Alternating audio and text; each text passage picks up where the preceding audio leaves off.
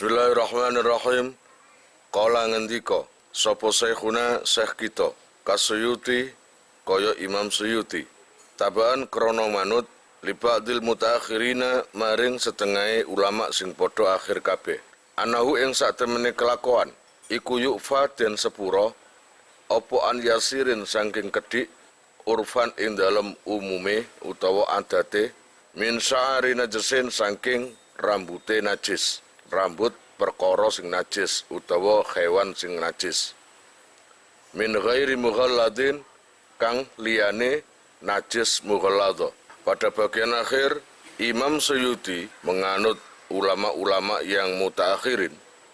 Beliau mengatakan sesungguhnya dimakfu jika terdapat rambutnya hewan yang najis pokoknya sedikit, itu dimakfu kecuali rambutnya hewan yang najis mughalladha.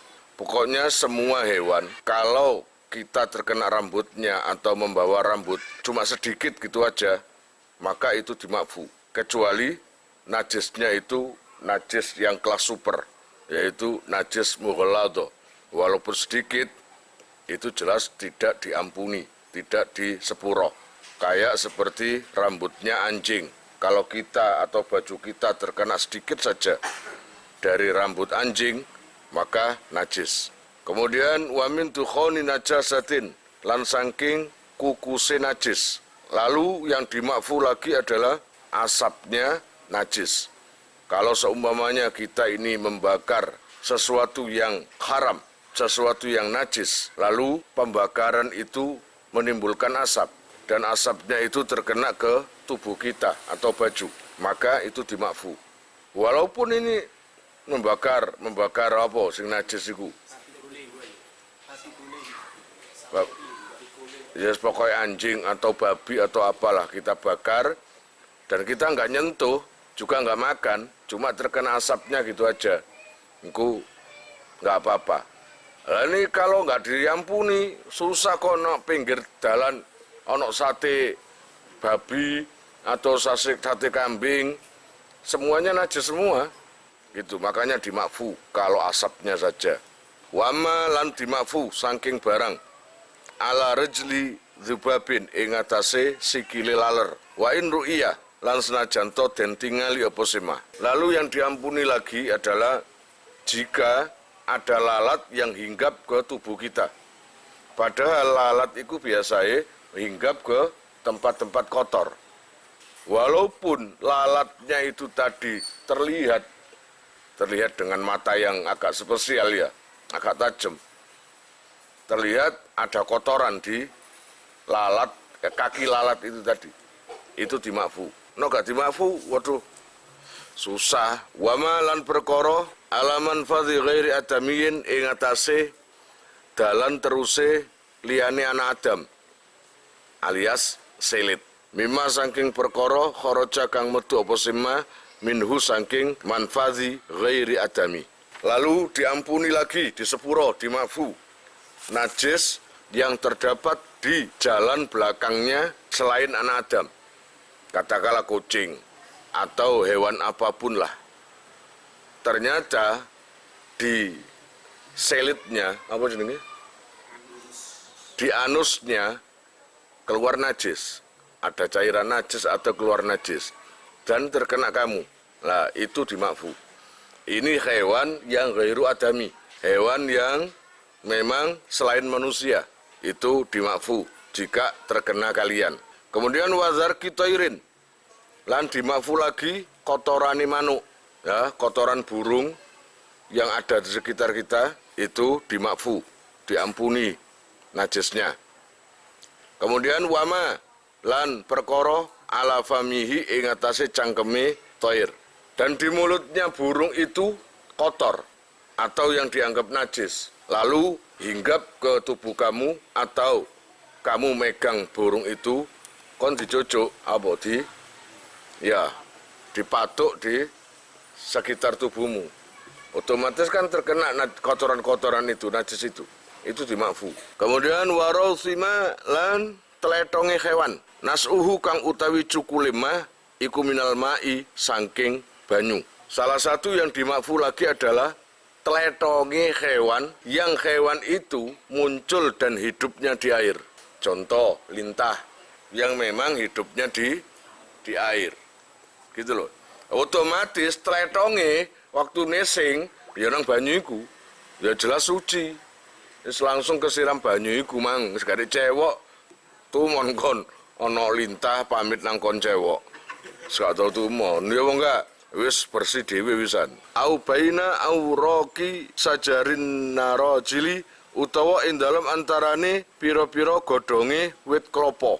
Alati tustaru kang ditutup biha kelawan au roki sarojil apa albuyutu pira-pira omah anil matori ando saking udan haitsu yaksuru ing dalem sekirane angel apa saunul mai ngreksa banyu anhu saking raus. Termasuk yang dimakfu lagi adalah hewan yang hidup di antara daun-daun kelapa yang biasanya dipakai genteng, alang-alang. Pokoknya pelepai rumah lah, biar sebagai gantinya genteng. Ya, lah ada hewan yang muncul di situ. Lalu hewan itu nelek atau apalah, terus terkena kamu, maka itu dimakfu. Karena atap rumah biasanya terkena hujan, sering terkena hujan, kan gitu tak? Akhirnya dimakfu. Biasanya rumah kalau menjaga datangnya air atau apa kan sulit, ya harus dengan genteng itu. Makanya dibuat sebagai gantinya genteng, pelepah daripada kelapa itu tadi, pohon kelapa.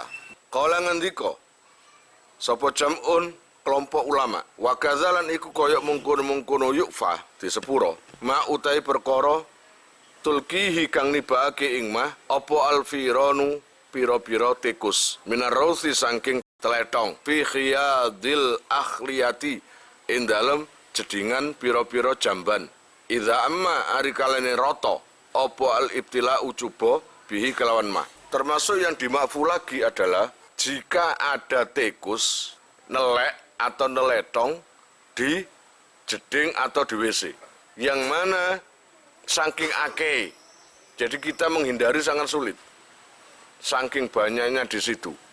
Jadi neletong utawa nelek di sekitar jamban atau kamar mandi, lalu kita masuk gitu aja, asal ojo kon dicai tae. Ini kan yang dimaksud, yang dikhawatirkan teletongnya itu bercampur dengan air jamban atau air kamar mandi. Itu enggak. Kalau memang airnya tidak berubah, ya enggak apa-apa.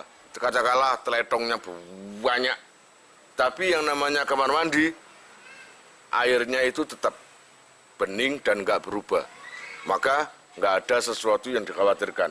Wa yu'ayyidu lan nguwatake ing maqalahu maqalah ngono apa Baksul Fazari pembicaraane Imam Fazari. Wasartu dzalikalan utawi syarate mengkono-mengkono al-afu utawa yufaiku kullihi askabehane dzalik idza kana arikalane ana apa se dzalik fil ma'i ing dalam banyu iku alla yughayyira yen to ora ngowake apa dzalik. Intaha wis tutuk apa se maqala ilakhir. Sebanyak apapun teletong punyaan tikus yang ada di kamar mandi tetap dimakfu jika tidak merubah kondisi air. Wazabatu lan utawi, zabat itu banyak anunya, penafsirannya. Ada yang mengatakan zabat itu susu hewan air yang halal dimakan. Itu pertama. Yang kedua, zabat itu ada yang mengatakan kayak musang. Ngerti musang? Apa musang itu? Tupai? Sanes, beda. Pokoknya musang. Kayak luwak. Wazabatu lan musang munai utawi musang iku tahirun suci wa yufa lan den sepuro apa angkoli lisarihi saking kedhike rambute zabat kasalasi kaya dene telung rambut. Nah, musang itu najisnya diampuni ketika kamu terkena rambutnya cuma sedikit. Di baju kamu itu ada 3 helai atau 5 helai, itu cuma sedikit, itu diampuni, dimakfu. Kaza kayak mengkono-mengkono apa itu? Yukfah, utawa lafu. atlakuhu mutlakake sapa fuqaha ing za. Walam yubayinu lan orang jelasake sapa fuqaha annal murada ing satemene kang den karepake iku alqalilu rambut kang kedhik fil ma'khudhi ing dalam zabat kang den alap lil istimali krana den gunakake au fil ina'i utawa ing dalam wadah al ma'khudhi kang den alap minhu saking ina.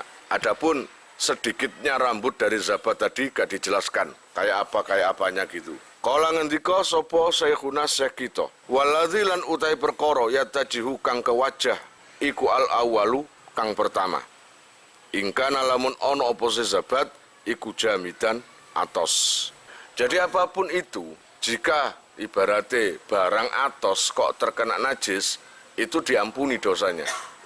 Barang keras kena najis maka yang berpengaruh adalah tempat yang kena najis itu dok, nggak nyebar kemana-mana. Beda dengan perkara yang cair, iso ngembang. Tapi atos, ya di tempat itu dok, najisnya itu dimakfu. Li'anal ibrota krono kang den wilang-wilang, ngene kene fihi ing dalem jamid, iku bima khalin najasati kelawan panggonane najis fakot. Ya iki mang nek terangno. Karena barang yang keras, atos, jika kejatuhan najis, maka yang dihukumi itu adalah tempat pas yang terkena najis. Katakanlah meja ini najis, kena terus mana bisa nyebar kemana-mana? Ya di sini ini, di tempatnya najis. Ini yang perlu dibasuh, paham? Gitu. Kemudian fa'in kasurat mongkolamun akeh opose najasa fi mahallin ing dalam panggonan wahidin kang siji lam yukfa mongko ora den sepuro apa anuhu saking mahal. Jika tempat atos itu tadi terkena najis tapi enggak sedikit, banyak meja itu dari pojok sana, dari sampai pojok sini, wakai tae. Kok lu kok ngomong dimakfu? Ya enggak bisa, karena sudah terlalu banyak, maka bisa dikatakan enggak dimakfu, enggak diampuni dan najis semuanya. Wa illalamun ora Allah ya Rabbi ya Karim ingka surat fi makhallin wahidin ufiyah mongko den sepuro opuan saking makhal. Kalau enggak banyak ya diampuni dosanya, diampuni najisnya. Bil khilafil ma'i berbeda kelawan barang sing cuwer. Oh, barang cuwer jelas nyebar, katakanlah air. Ini kayak air atau apa. Terus di sini kena najis, maka najisnya nyebar sampai ke ujung paham? Gitu. Itu bedanya jamid dengan ma'e. Fa inna jami'ahu mongko satemene sekabehane ma'e iku kasai koyok barang al-wahidi kang siji. Jadi barang yang enggak atos, yang enggak padat, artinya cair, itu seperti satu barang. Katakanlah ini cair semua. Maka di sini ya sama di sini, sama. Soalnya ketika najis masuk, maka nyebar sampai ke sana. Jadi ketika barang cair itu agak lebar, agak besar, maka itu seperti barang satu. Beda kalau barang itu yang padat, jamid, atos, maka barang satu terbagi macam-macam. Kena najis di daerah sini, ya daerah sini tok, ya najis. Di situ enggak, situ enggak. Fa'in kola mongkolamun kedi, opo asaru rambut. Fihi ing dalam al-ma'e. Ufiyah mongko den sepuro opo anuhu saking ma'e. Kalau seumpamanya ada rambut hewan yang najis, kemudian jatuh ke sesuatu yang cair. Jika rambutnya itu sedikit, maka dimakfu. Jadi, fa'in kola asaru fihi, maka dimakfu karena sedikit rambutnya. Tapi no akeh wa illa lamun ora kola ya fala mongko ora di sepuro. Nah, rambutnya wake. Katakanlah di bak mandi rambut tok wake. Nah, jadinya najis gitu loh. Wala nadra lan ora ono bicara iku maujud lil ma'khudhi maring zabat sing dialap khina idzin ing dalem nalikane malbu nang ma'e gitu. Nggak ada pembicaraan tentang zabat kalau seumpamanya zabat itu mengarah ke susu hewan yang ada di laut atau di air, nggak ada pembahasan. Kalau seumpamanya zabat itu kamu arah ke musang, itu juga sini nggak ada pembahasan. Wanakola lan nukil sapa al muhibbut at-Tabari, muhib utawa wong sing pecinta Tabari. Ani bani Sabari utawa Sibah saking Ibnu Sabah. Wa tamadahu lan nguatake ing manakolahu. Wa tamadahu lan nguatake sapa al muhib at-Tabari ma ing manakolahu. Anahu ing satemene kelakuan iku yukfa den sepuro opo an jirrotil bairi saking gayemane unta. Itu sama dengan dimakfunya gayemane unta. Masih ingat gayeman itu apa? Kunyahan makanan yang dikeluarkan lagi, gitu ya. Di sini kalau terkena dari kita, maka kalau sedikit itu dimakfu. Tapi kalau banyak enggak, najis ya tetap najis. Wa nahwihi lan sepadane jirrotil bair. Falayan jusu mongkora najis apa ma perkara. Sariba kang nginum apa si bair minuh saking mah. Setiap air yang dipakai minum untuk unta itu tidak menyebabkan najis. Walau khikolan dan pada ake apa si bair, apa bihi bair, apa famuma cangkeme perkara, ya jetaru kang gayemi apa si ma mimwalatil bakori saking anake sapi, termasuk anake sapi nok ngunyah panganan, ya kemudian diutahkan lagi. Kalau memang sedikit itu dimakfu. Wadhani lan dumbo utawa wedhus. Izal takoma ari kalane ngemut apa sapa apa bakor akhlafa umihi ing pentile ibuke bakor. Nah, ketika maring gayemi langsung ngemut nang pentile ibuke, maka dimakfu. Paham ya? Wa qala lan ngendika sapa Ibnu Shalah yufa den sepuro amma saking perkara ittasola kang tetemu bihi kelawan ma apa sayun suwiji-wiji min afwahis sibyani saking pira-pira cangkeme arek cilik ma'a tahaqquqi najasatiha sartane nyotone najise afwahis sibyan. Kemudian Ibnu Shalah menambahi terhadap keterangan kotoran atau yang kamu anggap jijik di mulut anak kecil itu dimakfu. Walaupun anak kecil tadi itu jelas-jelas memasukkan barang najis di mulutnya, jelas-jelas najis, tapi karena ini anak kecil maka najisnya dimakfu. Wal haqqalan madaake ghairahu ing liyane Ibnu Shalah bihim kelawan sibyan afwahahu ing pira-pira cangkeme sibyan al-majanina ing pira-pira wong edan utawa wong gendeng. Wajah zamalan mantep bihi kelawan al-haq sapa Zarkasiyu Imam Zarkasi. Kemudian yang dimakfu lagi najisnya adalah mulutnya orang gila. Jadi wong gendeng ya akeh omonge akeh ngoceh. Terus akeh sing dipangan, akeh sing dilebokno nang cangkem. Nah, itu disamakan dengan anak kecil tadi, yaitu dimakfu najisnya atau kotorannya itu. Dan pendapat Ibnu Shalah tadi didukung oleh Imam Zarkasi. Wa kamaitatin lan batang najis jika kamu membawa apa? Batangnya hewan. Batang itu apa sih? Bangkai, berarti kalimat batang atau bangkai sudah mati. Jadi kamu ada kelinci mati, kamu bawa, yaitu najis jenenge. Apalagi kamu bawa sholat, gak boleh.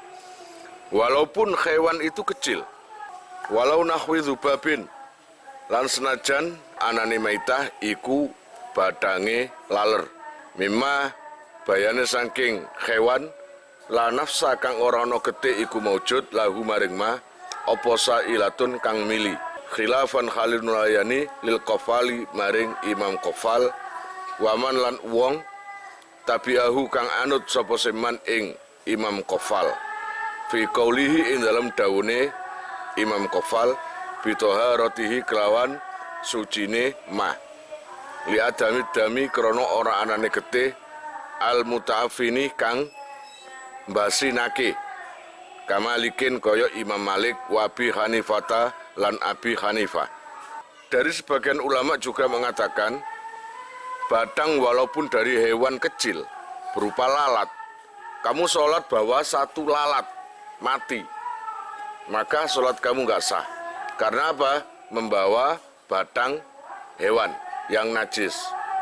Ini bertentangan dengan pendapat Imam Qafal. Imam Qafal dan pengikutnya juga itu menganggap batang lalat suci. Karena apa? Alasannya karena nggak ada darah, nggak ada darahnya. Dan Imam Qafal tadi didukung oleh Imam Malik dan Imam Abi Hanifah. Iki bukan ecek-ecek kabeh sing dukung nih, ulama besar kabeh. Fal maitatu mongko utai batang iku najisatun najis. Jadi jelas batang iku najis, bangkai itu najis. Wa ilam yasil lan senajan to ora mili apa damuha getene maita. Wa kadzalan iku kaya mengkono-mengkono maita, saruha utawi rambute maita. Di samping bangkainya hewan itu najis, juga rambutnya najis. Rambutnya hewan tadi lo batang memang itu juga najis. Apalagi wadmuha lan balunge maita, tulangnya juga ikut najis. Wa kornuha lan sungune maita. Ngerti sungu? Bahasa Indonesia apa? Tanduknya juga najis. Khilafan Khalinulayani li Abi Hanifata maring Abi Hanifah. Menurut Abi Hanifah itu enggak najis. Idza lam yakun ari kalane ora ono iku alaiha ing atase maitah apa dasamun gajih.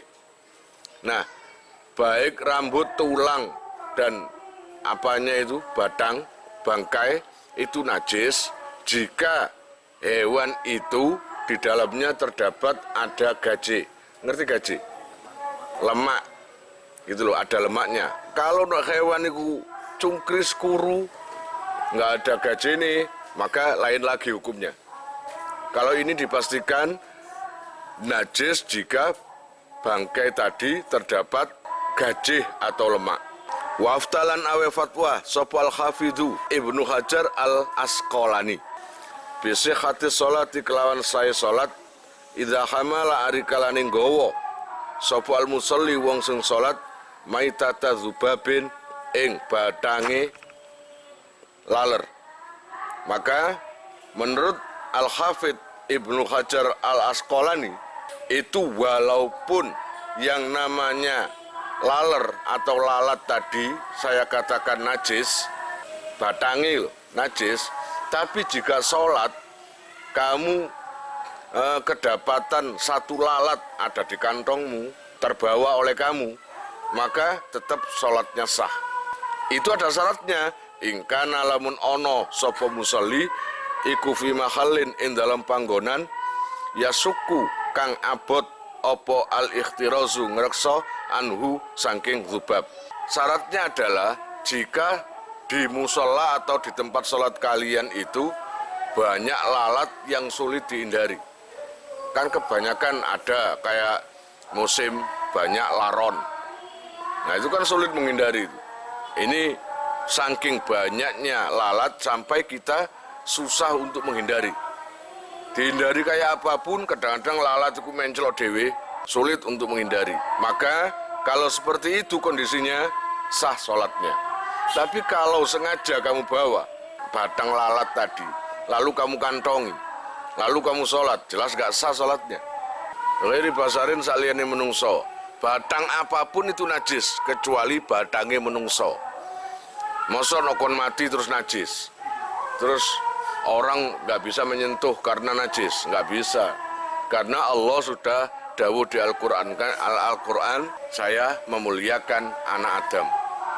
Kalimat itu sebagai rujukan atau dasar bahwa manusia itu suci.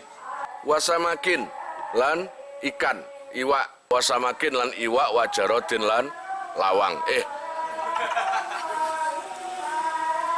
Walang sing menclok nang ndukure lawang, ngono lho, walang atau belalang. Kalau manusia, ikan dan belalang itu jelas suci. Alasannya apa? Lihilli tanawuliha, krono halale merkoleh ing kabeh kumang. Amal adamiyu anapun utawi anak Adam. Nah iki dawuhne Kanjeng Gusti Allah. Iku falikolihi mongko krono dawuhne Allah Ta'ala, walaqad karramna bani Adama. Lan teman-teman mulyake ingsun bani Adama ing anak turune Adam. Itu dawuhne Allah, langsung Allah yang menciptakan, yang dawuh. Makanya enggak ada yang bisa menajiskan manusia. Wa qadiyatut takrimi lan utawi patrapane mulya iku Allah yuhkama yento ora oleh den hukumi apa bina jasatihim kelawan najise kabeh kumang anak Adam, bani Adam bil mauti kelawan kematian. Makanya tidak diperbolehkan kita ini menghukumi jenazah manusia itu najis, nggak bisa, tetap suci. Paham enggak? Karena Allah sendiri sudah memuliakan. Terus wa ghairi saidin lan saliyane hewan beburon. Lam tudrok kang ora den temu apa zakatuhu sembelihane said. Lah ini kamu nemu hewan yang enggak tahu nyembelihnya. Maka itu najis kena hukum dadi batang. Wa janinin lan saliyane widungan muzakatin kang den sembelih mata kang mati bizakatia kelawan sembelihane muzakat ne. Jadi ono sapi disembelih, ternyata sapi atau kambing tadi lagi hamil. Ya. Ketika ibunya sudah mati disembelih, ternyata di dalam perutnya itu ada anaknya.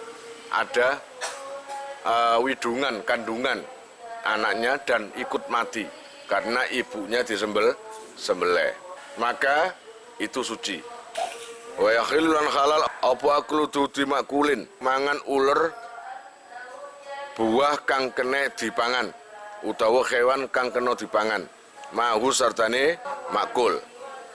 Katakanlah kamu itu beli buah apel, ternyata di apel itu ternyata ada ulernya, ada ulatnya, lalu kamu makan, kesuwen dimakan, kan kempro dimakan, maka itu suci asal makannya itu bareng buah dan ulatnya.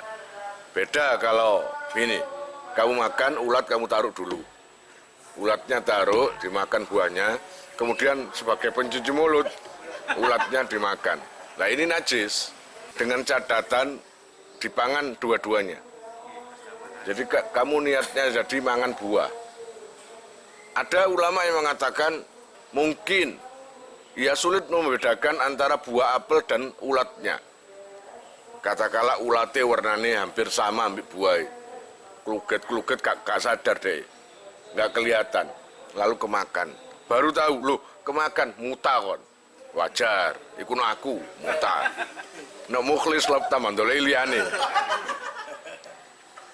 komedi yo, ngono, nah aku yang muta, yang ngono kalau memang dua-duanya dimakan karena nggak tahu juga, maka itu halal, suci. Allah ya Rabbi ya Karim wala yajibulan ora wajib opo ghuslu nahwil fami masuk sepadane cangkem minhu sangking Allah ya Rabbi ya Karim aklun. Jadi setelah kamu itu makan buah berikut lalernya, ulernya, setnya, ulatnya, setelah kamu makan, kamu nggak perlu atau nggak wajib membasuh mulut itu. Gak apa-apa, masih nyelempit nang untu bapak. Ya, nyelempit nang untu ndase ular. Gak masalah. Wanakola lan ngelih sapa sahibul jawahir fil jawahiri in dalam kitab al jawahir anil ashabi saking pira-pira santrine Imam Syafi'i. Laya juzu ora wenang apa aklu samakin mangan iwak muliha kang den uyai, lam yunza kang ora den ilangi, apa ma perkara fi jaufihi kang ana wetenge samak. Ail mustakdzarati tegese kang den wilang kotor. Tidak diperbolehkan makan ikan yang mana walaupun ikan itu hukumnya suci, yang mana ikan itu gak dibedeti dhisik. Kamu dapat langsung kamu goreng, langsung kamu makan, itu nggak boleh. Karena di perutnya itu masih terdapat kotoran. Kotorannya itu harus dibuang dulu. Wa dhahiruhu lan utawi dhahire adamul jawas iku lafar ko ora ana perbedaan iku maujud baina kabirihi ing dalam antarane gedene iwak samak wa saghirihi lan cilike samak. Baik ikan besar atau ikan kecil susah kon, tapi menurut pendapat ulama sing gampang enak gak apa-apa. Nek wis iwak iku suci ya suci. Paham? Nek kon tuku teri sakmono kuwae kon bedeti kabeh gak pegel kon. Ya toh? Lakin zakara tetapi ini nutur sapa syekhoni syekh loro. Jawaza akli saghiri wenange mangan iwak cilik. Ma'ama sartane perkara fi jaufihi kang ana wetenge samak li usri tangkiyatima krana angele bersihake perkara fihi ing dalam jauf. Lah nek iwak cilik-cilik di dalam kitab Mu'in ini mengatakan dibolehkan walaupun gak dibedeti. Untuk ikan-ikan yang kecil itu gak masalah, gak usah dibedeti, gak usah dibuang kotorannya dari perut, itu nggak masalah. Kalau yang besar ya harus dicuci. Kalian jika mau nomor HP kalian tak simpan di memori HP saya, SMS aja ke nomor saya dengan mengetik nama asal, itu aja. Nanti saya save. Lalu nanti akan terhubung ke WA saya. Insya Allah akan ada pemberitahuan perkembangan tentang NR atau ada video baru atau apa. Biasanya saya umumkan di status WhatsApp ya. Buat para donatur, saya sangat terima kasih. Insya Allah barokahnya, manfaatnya akan sampai pada kalian dan menjadi jariah nanti. Dan akan lestari terus sampai kalian meninggal itu nanti. Jangan khawatir, nama kalian tidak akan saya lupakan.